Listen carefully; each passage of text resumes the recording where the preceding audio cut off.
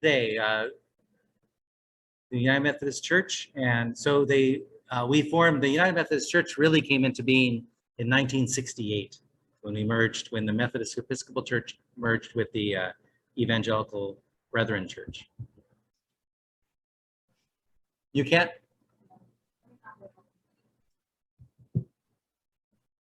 Okay. In 1946, the Evangelical United Brethren Church was formed. Okay. Okay.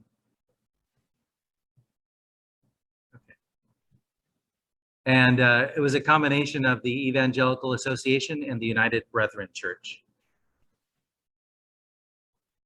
And so here's their convention where they formed in 1946. And so we gained a lot from this connection. They had a lot of doctrinal statements that we now include in our book of discipline. They voted to join our church with a vote of 226 to 6.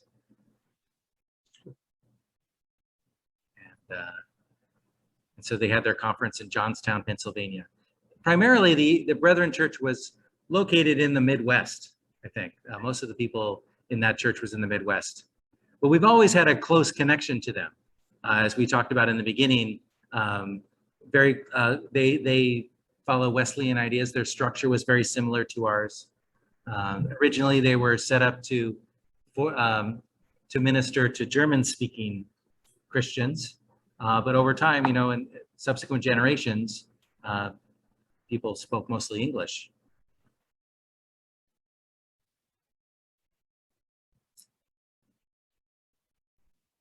And so here are some of the articles, article on God.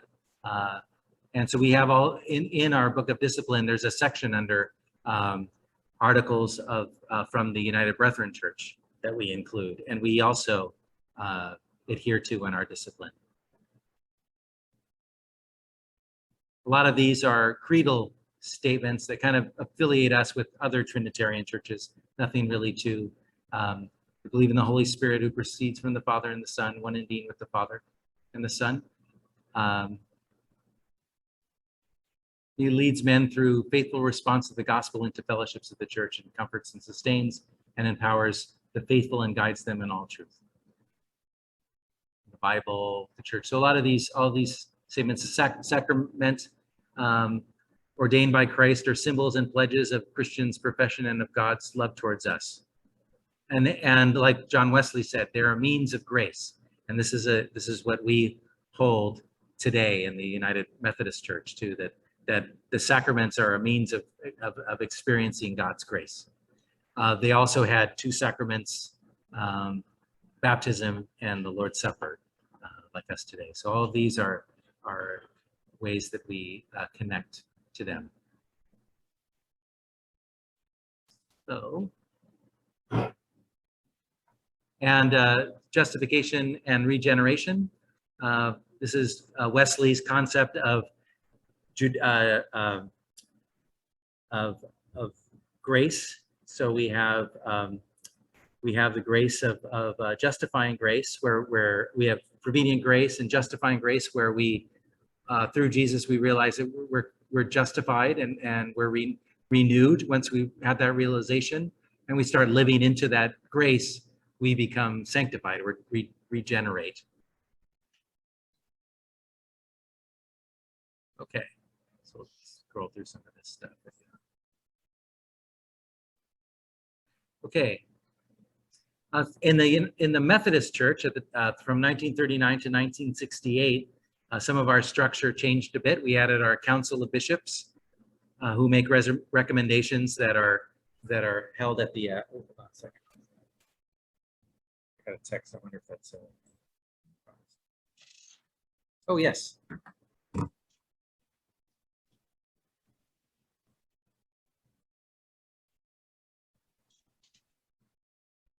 Roz just texted me, so I'm gonna text her back.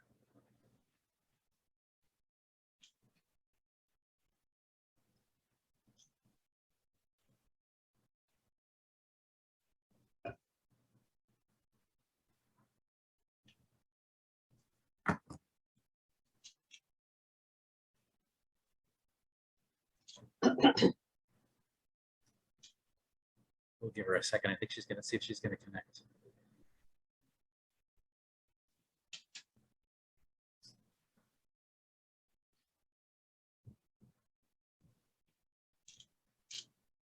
Oh, shoot. Hold on. Let me send her a link.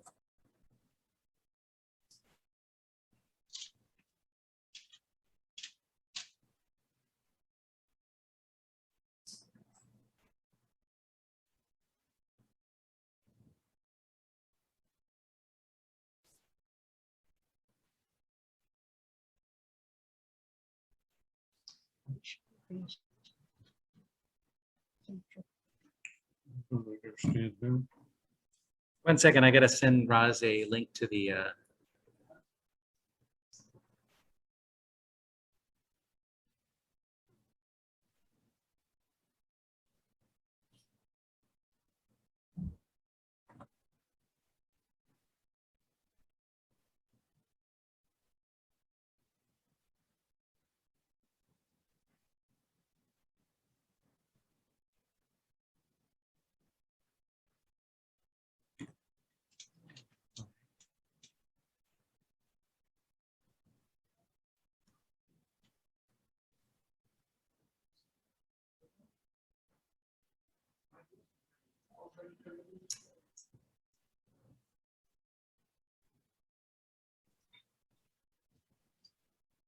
oh, there she is. Good.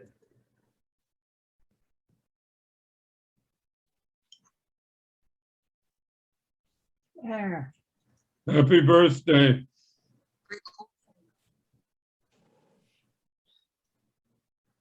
Yes. I think- Huh? Oh, yeah, yeah. Okay. Hold on. I gotta end it.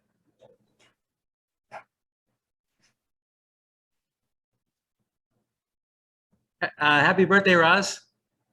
Thank you. Yeah, thank you. Wishing you happy birthday. Okay. Well, we just started. We're talking about the we're just about to get into the merger of the Brethren Church and the United Brethren and the Methodist Church. So this is what happened between right after the remember last week we talked about how the Southern Methodists and the Northern Methodists rejoined. So in that period, our church started to take on more of the structure that we have today, where we have a council of bishops that recommends decisions. They don't actually get the chance to, they set the guidelines for what's going to be discussed in the general conference, but they don't actually make the rules. We decide everything in the general conference. We have a judicial council, which is used to do decide whether, basically decide church law. So if something is outside of our book of discipline, they use kind of the book of discipline like the Constitution. So they're kind of like constitutional lawyers within our church. One of my former pastors in one of my churches is on the judicial council. He's a lawyer, and so he's on the judicial council. And then a bunch of agencies were set up with their own secretaries, and jurisdictions were made regional, except that last week we were talking about how they created this central jurisdiction for African Americans. In 1956, women were able to be ordained and made full membership in the Order of Elders. We did some work in missions and also ecumenical work. This is about this time that a lot of leaders in our church were involved in the World Council of Churches. The Methodist Church plays a big role in the World Council of Churches, which is a worldwide ecumenical organization. In 1968, we merged and we changed the name from the Methodist Episcopal Church to the United Methodist Church, and we merged with the Evangelical Brethren, United Brethren Church. The Methodist Church at the time was 10.3 million members, with 38,800 congregations. The Evangelical United Brethren Church was 750,000 members with 4,300 congregations. Bishops were given a lifetime tenure, but they would usually retire, but they remain as retired bishops. We also came up with the process of electing bishops at the jurisdiction level. And then there's an 8-year term limit within an annual conference.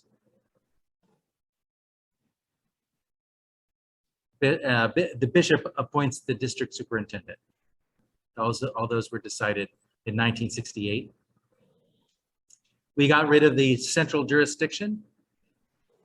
We still have central conferences, and we'll talk about central conferences in a bit. Central conferences today are conferences of churches outside of the United States.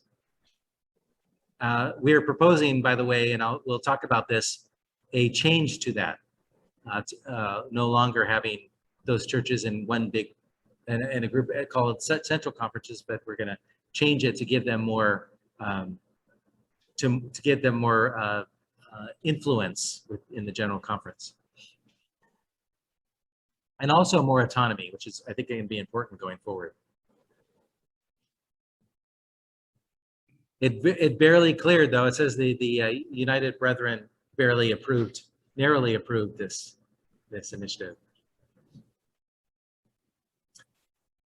So 1968 is pretty much set.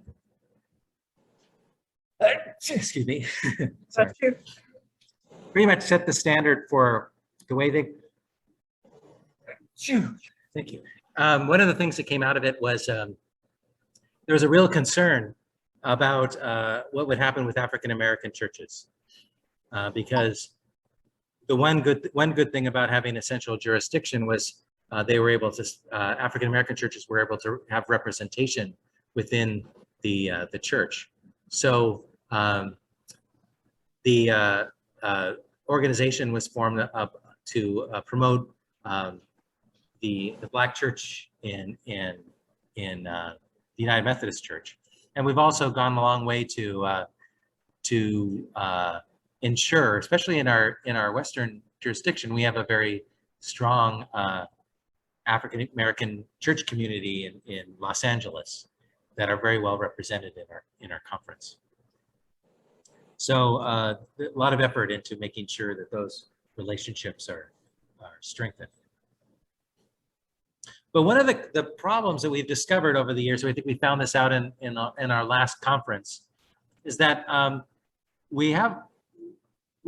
churches are growing prolifically in other areas of the world. And we have different attitudes, I think, on for example, human sexuality with compared to more traditional areas in the rest of the world. And so a lot of those churches express concern with remaining within the United Methodist Church because I think in the United States, most of the churches are more progressive.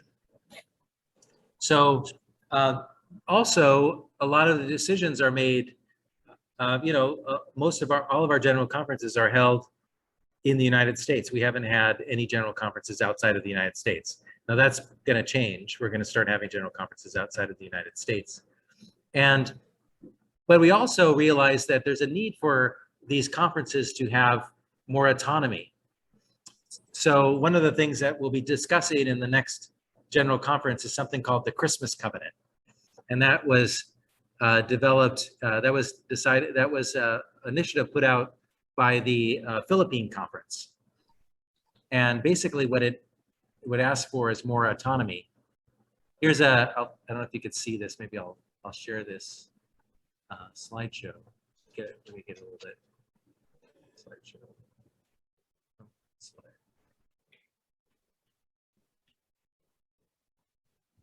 I don't know if you could see this better. I don't think you guys can, but we can here. So in the United States, if we look at the breakdown of the churches in the United States, no surprise, the biggest, most of the membership is in the Bible Belt area. So we have The Southeast is the largest with 2.7 million members. And also within the South Central. So this would be Texas and Oklahoma, Kansas. Adam Hamilton's big church is in this conference. That's 1.6 million members, but quite a few members also in the Northeast and in the North Central area. The smallest area region of the church is here in the West, where we only have 304,000 Methodists in all of the Western jurisdiction, going from Colorado to Hawaii to Guam and Saipan, much smaller than the rest of the community. And if you look at the other areas of the world, in Africa, in the Congo, so this is the Congo district, so this is in the southern area, there are 3 million Methodists in that region, and it's growing like a lot of the Christian churches in Africa. And also in Western Africa, there's 1.6 million people. And in Africa Central, 600, the central region here, 610,000.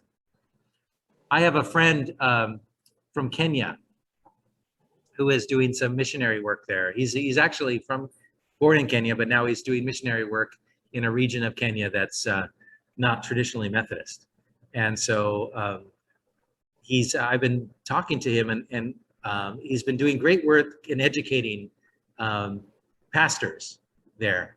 And so I'd like to, this church supports ministries, and it'd be nice to be able to support his ministry because he's doing great work. And it's a very quickly growing area in Africa. He also is from a branch of the church that wants to remain connected to the United Methodist Church. He went to Claremont with me, and he has a lot of those, a lot of the attitudes, from the American church he wants to take there to Africa. The Philippines has 233,000 members. There are a variety of churches in other areas of Asia too. There's a small Methodist church in Vietnam. In the Northern European zone, so this would be mostly Eastern Europe, Scandinavia, not as many Methodists, only about 10,000 Methodists in all of that region. Germany has 30,000 Methodists, so there's a German Methodist church. And also in Southern Europe, we have 13,000 in Southern Europe.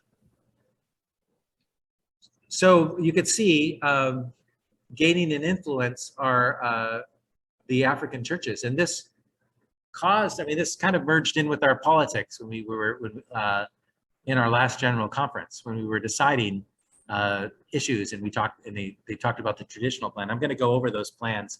I'm going to show you also a video that talks a little bit about this Christmas covenant that they decided to put in place.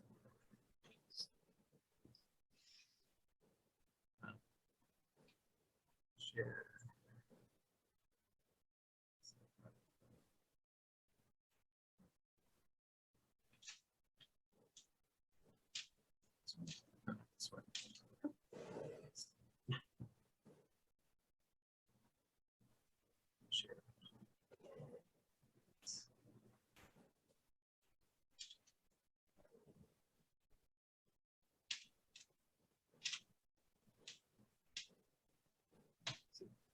Oh, here it is. It's this one.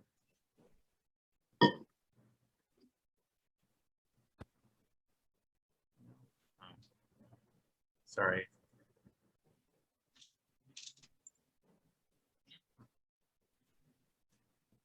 I had it ready to go, and I share screen.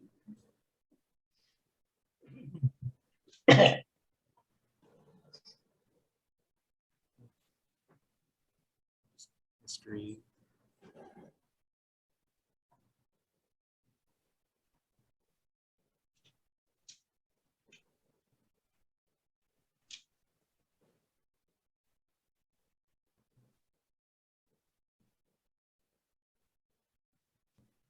Okay, here we go. No? Huh.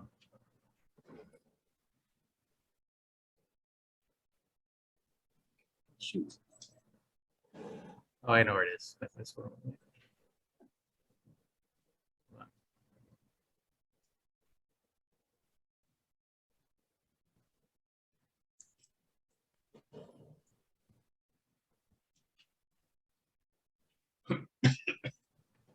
There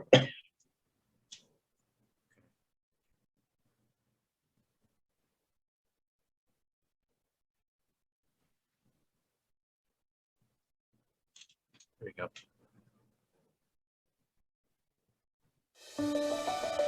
You're not Julius Caesar, okay? No, I'm not.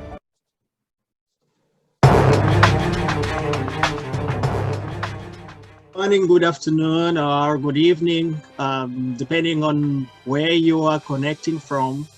It is our pleasure and privilege to have you all to join this meeting at this time. Oh, wait, sorry. And thank you all we're not doing an for hour. responding positively to the. Not this one. Sorry. Not this was this is an hour and 33 minutes. I don't think we're going to sit and watch this whole thing. There's a condensed little, I think it's under Christmas Covenant. Let me just go here. Christmas Covenant. Christmas. Now we need the Reader's Digest version. Yes. There we go. I think it's on this webpage. It's a little bit. What is known about the Northeast Methodists. They're all as wishy-washy as the ones we knew. No, seriously. There we go. This is it.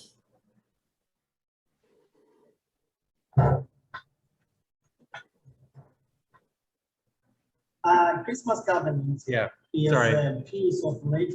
1 second. I gotta just take off the stop this.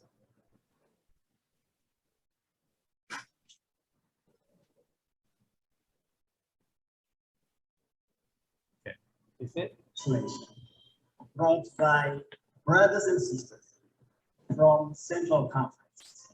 The first time something is coming totally from outside the United States and coming from Central Conference. Central Conference is even in the present United Methodist Church.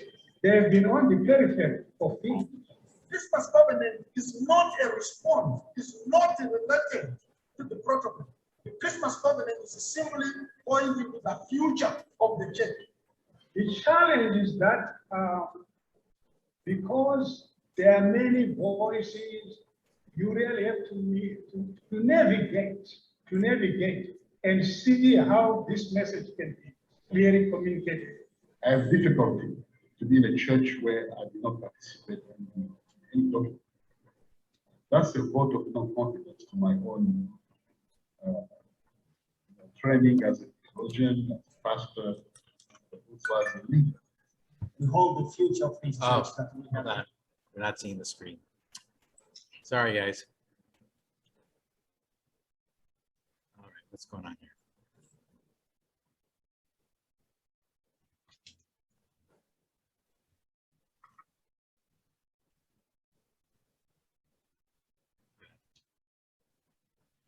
Okay. Go to YouTube. That we have inherited. 1 second. You share. Can you turn off the one that says Reverend Naphtal? Because that's what we're seeing. Are you seeing? If I do, you're not seeing this now, right? You're not seeing YouTube? No. No. Okay. Yeah. So let me stop share. Resume. Oh, resume share. There we go. How about now? Okay. See it? Okay. But it's still Reverend Naphtal. Yeah, that's him. He's Okay. talking. Responsibility to make sure, it doesn't It's not the fall long one. in our hands. The debate we have is not a war where we are a winner or a loser. It is about ministry. You know, I know the Bible is our reference, but you will be surprised that cultural values, even in an oral tradition, guide our society in a very specific way. Central conferences are being transformed into regional conferences. The concept of regionalization is key, especially in terms of empowering churches across the world or across the region. Matters of religion, Oh, that's there him. is an element of Huh. Okay, 1 second. Nationalism. You see it now? Oh, let me stop share and then do it again. They're sharing screen. So basically what's happening, I'll just stop there because what it was a number of bishops from Africa that are talking about their support of this program. Let me close it. They're talking about their support of this program that is, sorry.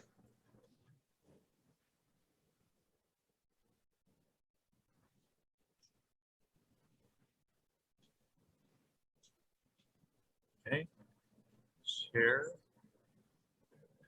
Okay. They're talking about a program, so all these different areas are part of what they call central conferences. So the Christmas Covenant proposes that each of these groups become regions that have their own, have some autonomy on decisions in their regions, as opposed to, and they kind of do now, but this will give them a bigger seat at the General Conference. In our last General Conference, a lot of the direction of policy and things that were done in the General Conference are directed out of the church in America, the whole agenda. So I believe that what this conference will do is it'll give these churches a seat at the table to put forth policy that affects their regions as well in the General Conference. So going forward, if we go through a church split, which it looks like we're going to do, this will give each region and we support this in the CalPAC conference because it'll also allow us to implement our own policies as well. So we'll have we'll have autonomy in a lot of different areas, and that's what they're proposing in the Christmas conference. So that's part of what's going to be decided. The other one is grace and reconciliation through separation.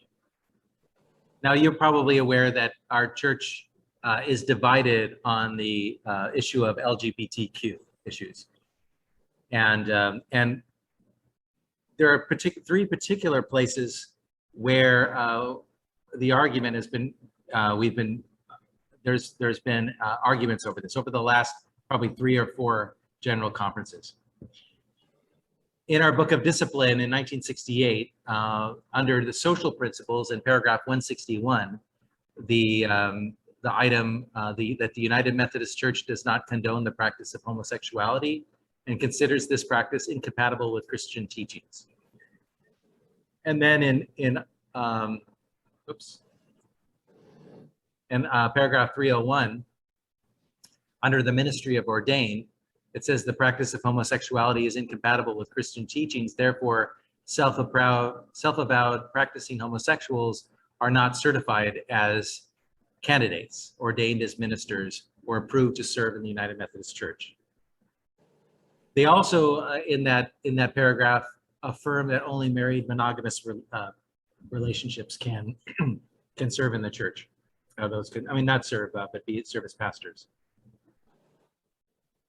And also in paragraph 341, that ceremonies that condone homosexual unions shall not be conducted by our ministers and shall not be conducted in our churches.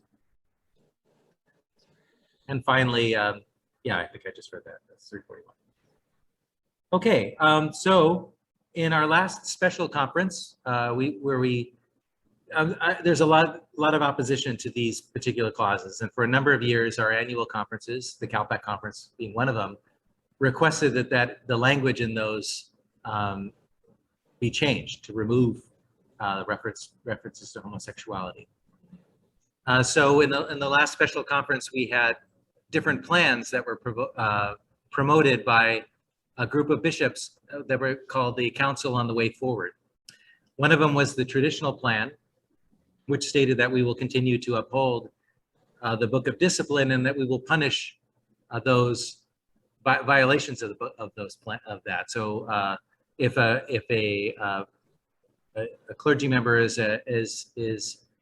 practicing homosexual, they would be removed from the church and in some jurisdictions they've done that. And in the CalPAC conference, we haven't done that. We haven't enforced that. Also, the other plans, the other plan is the one church plan, which allows for the different areas to decide, different conferences to decide how they want to enforce that those policies. The connectional plan is similar, where it says that each conference can go their own way in this. And then also there's the simple plan, which it just removes that language altogether from the Book of Discipline. So in the last conference, the traditional plan was the one that was selected. And a lot of that was, I mean, we have conservative groups within the United Methodist Church here in America, but also the churches in other countries also supported that as well. Can you guys see the screen okay? Yes. Yeah. Okay. Yeah. All right, I want to try to see so that they can see you. Show video. Okay, I can see you now. Okay, good. All right.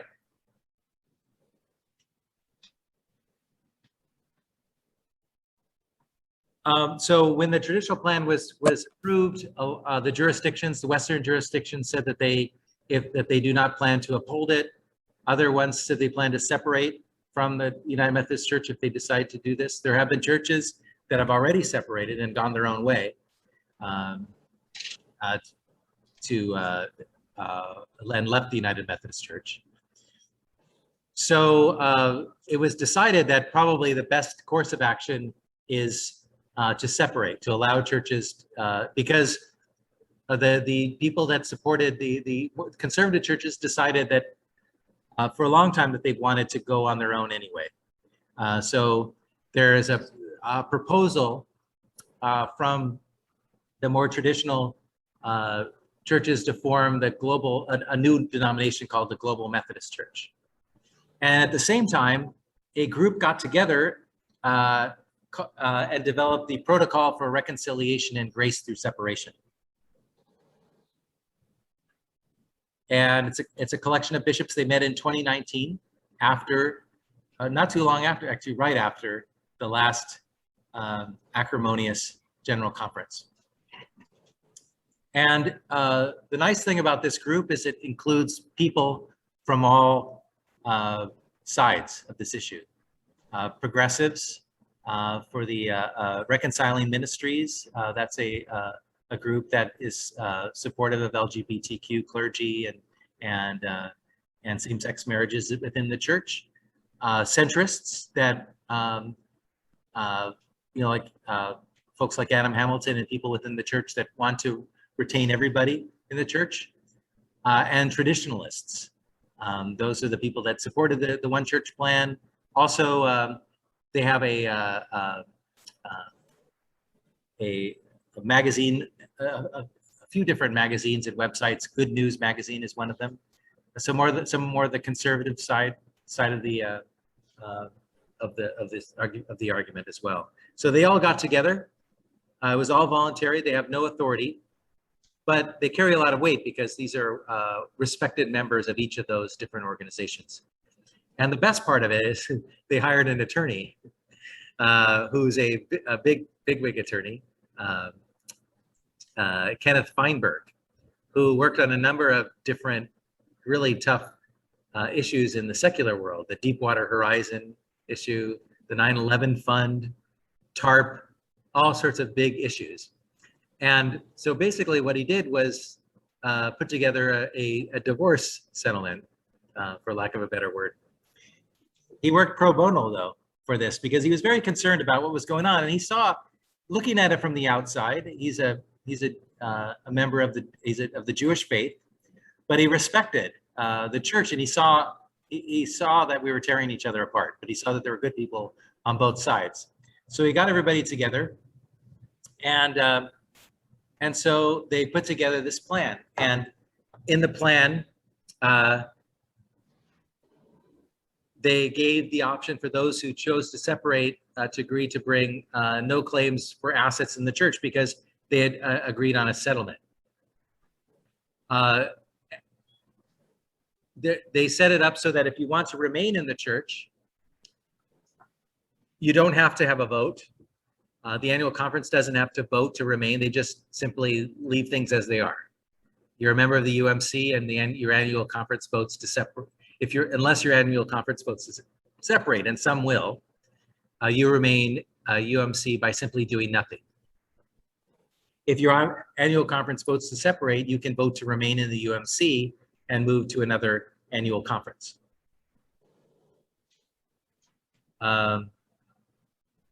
This process and timeline is outdated because COVID hit after that, so everything is pushed back.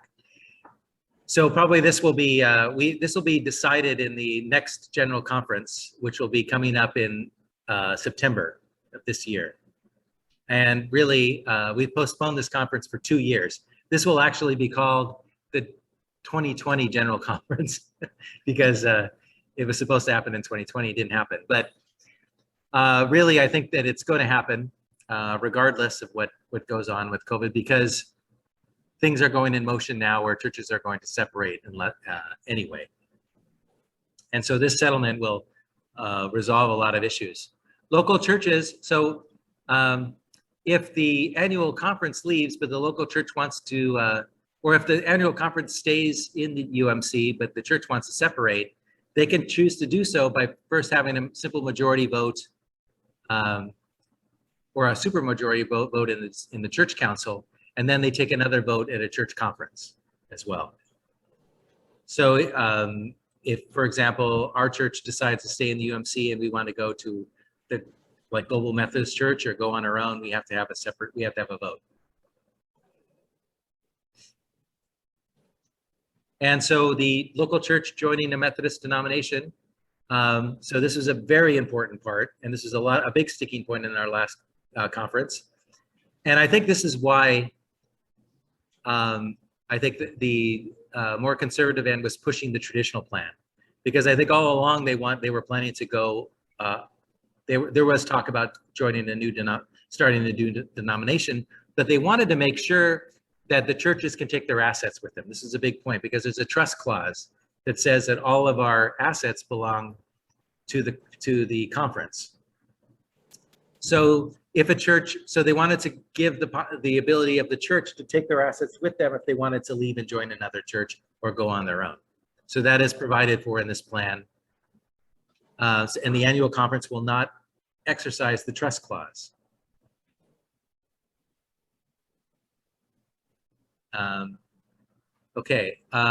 The annual conference will retain all property if they join the Methodist denomination. So if an annual conference leaves, they take all their property with them too. Also, because of pensions and that sort of thing, there's a financial aspect of this. So the United Methodist Church will give $25 million to traditional church denominations. Right now, there looks like there's going to be one traditional church denomination that's coming out of this, the Global Methodist Church. They will probably take a number of the churches that are now in the central conferences with them. So this makes the Christmas conference, the Christmas covenant important for us, because this allows us to retain central conference members that want to be more traditional, but also stay within the United Methodist Church. They will have the autonomy to do that in the United Methodist Church. Also, we will give $2 million to other Methodist denominations like the Wesleyan Church and the Free Methodist Church, because a number of churches may go over to those denominations as well. What else? Also, there are $39 million allocated to ethnic ministries, because there's a number over the two quadrennia, because there's going to be a number of, because we would like to retain the ethnic ministries in the United Methodist Church.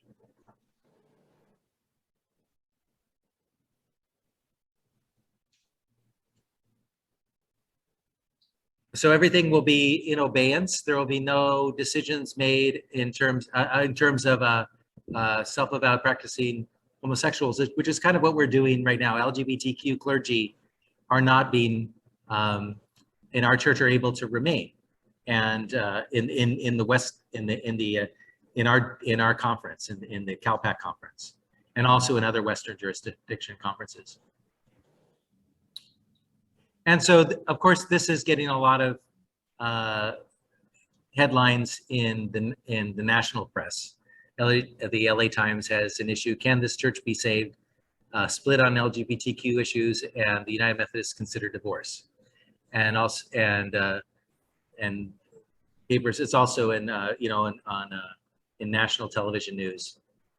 So this will be something of interest, because this is similar to what happened with the Episcopal Church in the United States.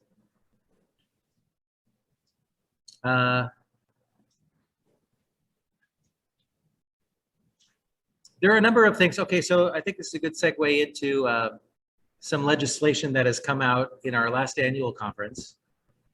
I'll bring this up real quick.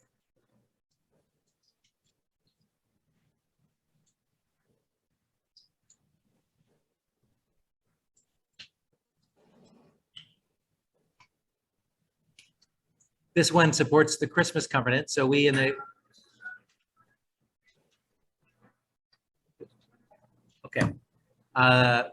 in the Christmas conference, the You're seeing a black. do you see it? Oh, Okay, let me share it. Zoom share. How about? Oh, I see. Okay, new share. I switch screens. Stop share. New share there.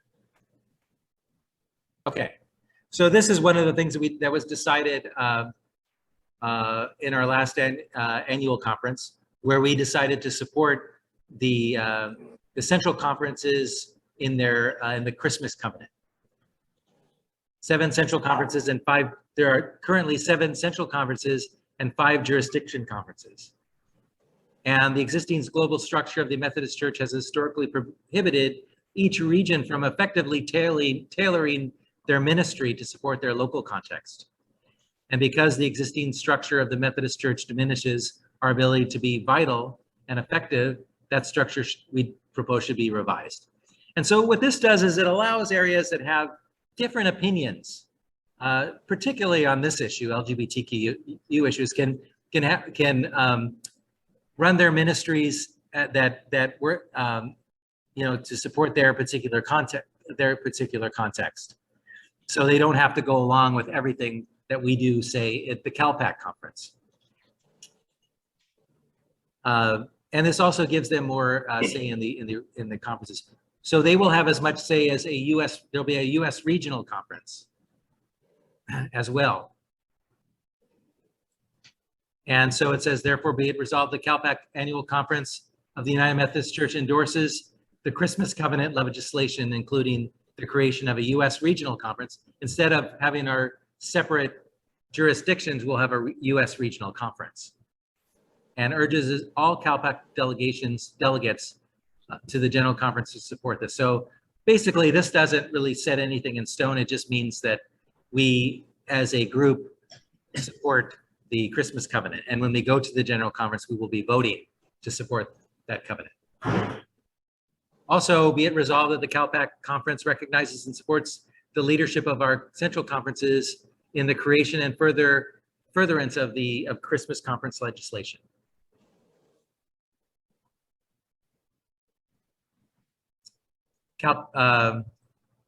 We also plan to direct our Justice and Compassion ministries to identify conference resources to supporting the Christmas covenant. We do a lot of work within our Justice and Compassion ministries with those conferences, often sending, we have a deaconess that's sent to the Philippines that's doing some work in the Philippines conference. So we do a lot of work and send a lot of money to that region. So we will support those regions. And I think this is a good way to make sure that, that when separation happens, we retain our close connections with churches around the world, not just in the United States. Okay. Got two.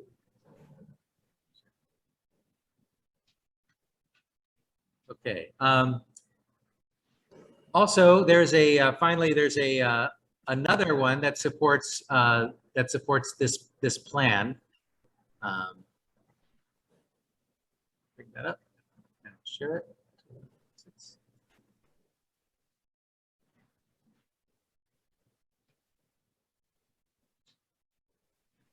This is Resolution 2106, which was passed unanimously, or not unanimously, but by majority.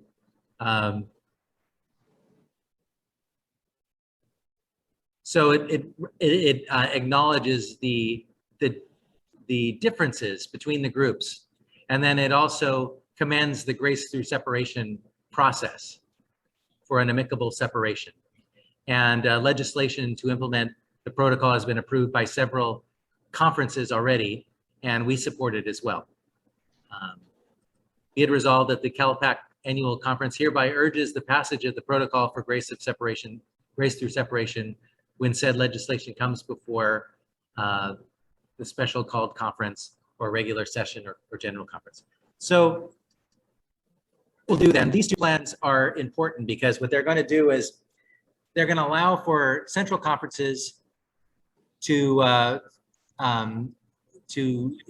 whether they decide to stay in the UMC or go into a traditional, more traditional global Methodist church, they will have the freedom to do so, right? So they won't. So they will be making their decisions. So if we and it also gives room for a lot of the churches that want to stay connected to the United Methodist Church to be able to do the ministries in the ways that they want to do that without being directed from the agenda from the United States. And so I think this will be good because it'll also allow us autonomy as well in the CalPAC conference. I think that's one of that's the area that we're moving to, is allowing the autonomy, because frankly, my opinion, I think this issue needs to be put behind us. This has been dividing our church for too long. And I think these are good plans to work through those divisions. I don't expect much to happen within our I don't think much is going to change in our conference. I think our conference I know our conference will stay with the United Methodist Church, and I think all the churches here will as well. Now the question is, what happens after that?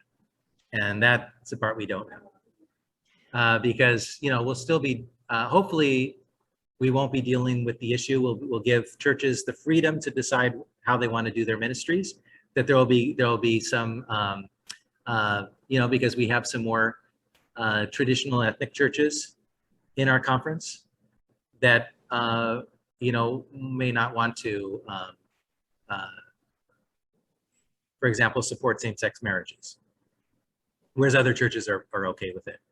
And I think that's one of the things that I've seen discussed about that. There's nothing in writing yet, but there's proposed plans to change the social principles, and that probably will come up in the next conference. Maybe it'll come up in this one, but maybe it won't be until 4 years later. But what this will do is it'll give pastors and churches kind of more of a decision on what to do within their church, because it basically, that's what the Book of Discipline says anyway. The pastor, before we marry somebody, we meet with them and we counsel them, and we can decide whether or not we want to marry somebody, and that could be something that churches decide going forward. We could give a little, maybe, this is divided on the macro level in the general conference. It's become very acrimonious, and it reflects the politics of our country. And it would be nice to make that go away. And I think these are good efforts to make them go away. Okay, so that's what I have so far in this discussion. What are your thoughts on all of this going forward?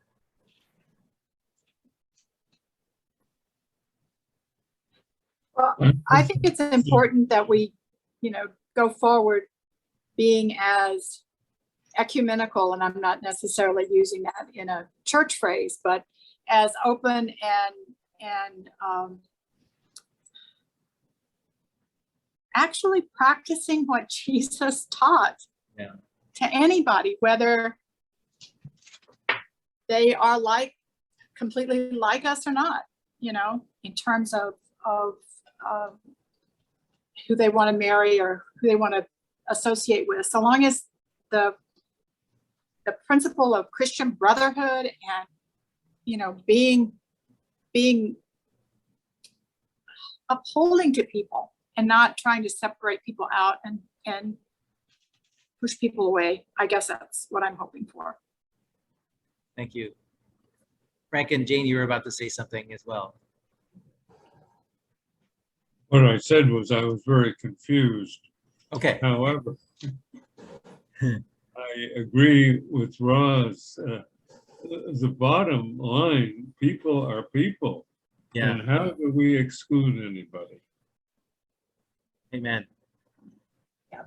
I agree. I mean, I think what this has done is it's confusing because we've turned this into this big giant production. We've had a lawyer that had to handle, you know, big giant corporate divorces basically to come in and or you know, paint, you know, all these different contentious issues.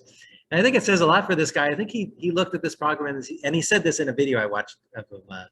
I watched a video about this, and he said, these are good people that just need, you need, you know, and I know that you guys can come up with a solution. You're good people on both sides. So let's work on a solution. And it's true. I think that's absolutely the case. I mean, I think in the West, it's more progressive. So the church will be more progressive here. In other areas, it's less so, you know? So I think we'll have some attrition in areas in the Southeast, and that'll go to the Global Methodist Church. But that being said, I think that there is so much ministry that we could do together. We're all Methodists, right?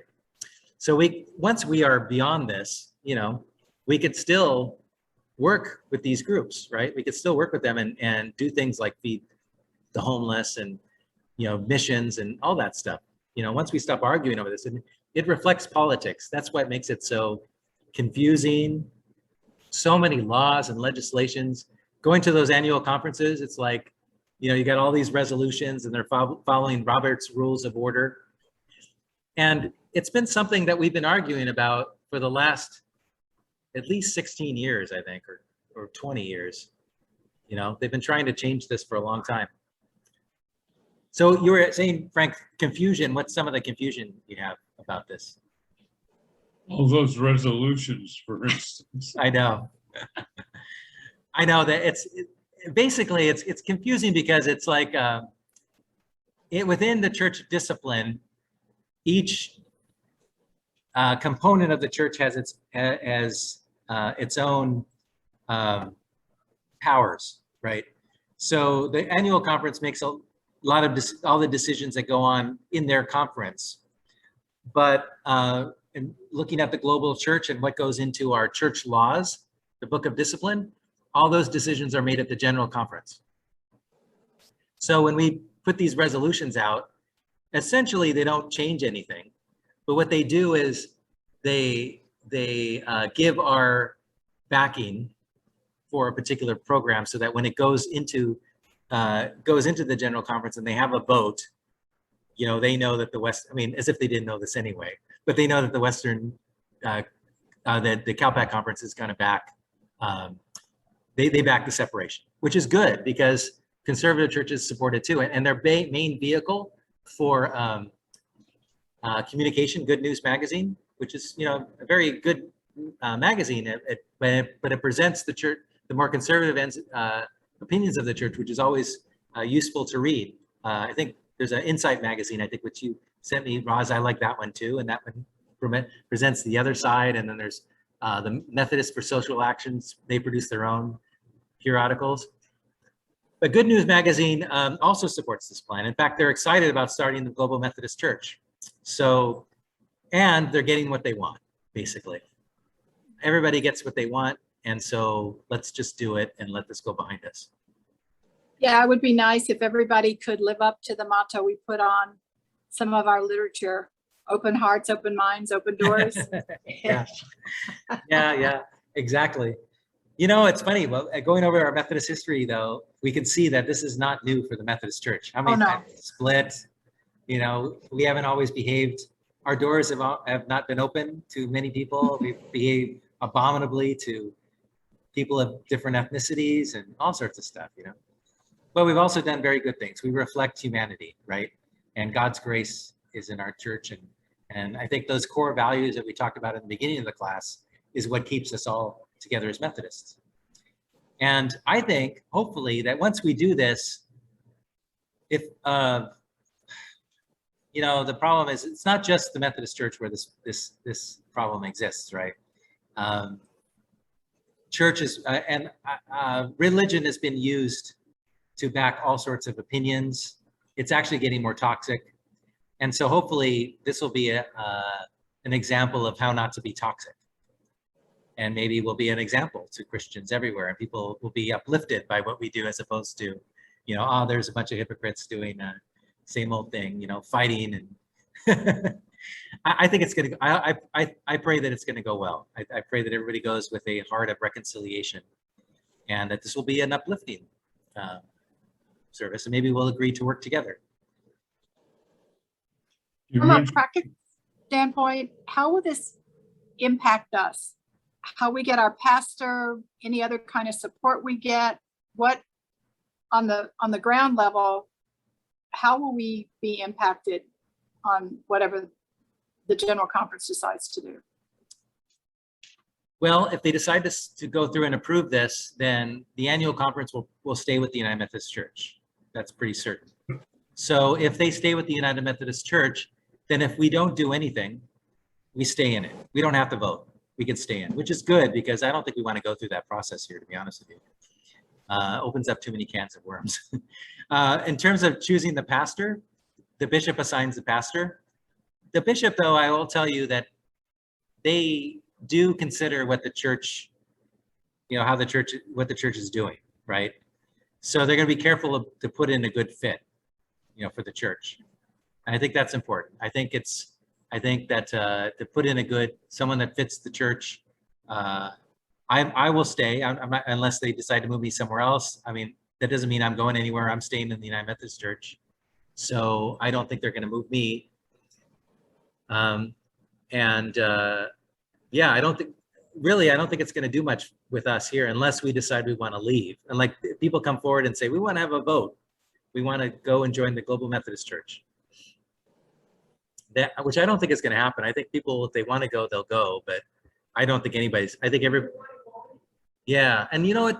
Nobody has really come. When I first started here, I wanted to see how people felt about this, because, you know, there's about this particular issue with you know, LGBTQ issue. You know, I've never had the situation where I was asked to perform a same-sex wedding yet.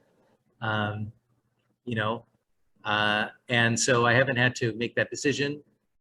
Typically, you know, weddings are performed, you know, among the people that are here. So I don't know if anybody would even be a part of that. I don't know. The question would be whether the church received a gay pastor.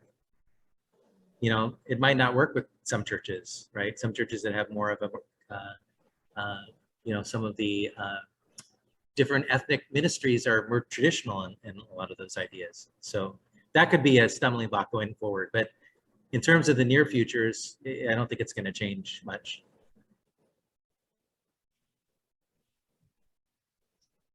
Any other questions?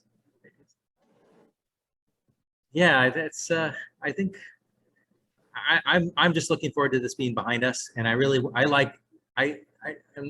my sermon today, I was talking, kind of giving more of a plea for ecumenicalism, that we're all really joined together in the vine together, no matter what denomination you're in. And I like pastors in other denominations as well. So I think we can work together and do the work, because there's more than this. The more we divide, the more, you know, it's harder it is to get things done. So we hopefully, when we put this behind us, we can just say, let's just work together. Let's agree to disagree and go forward.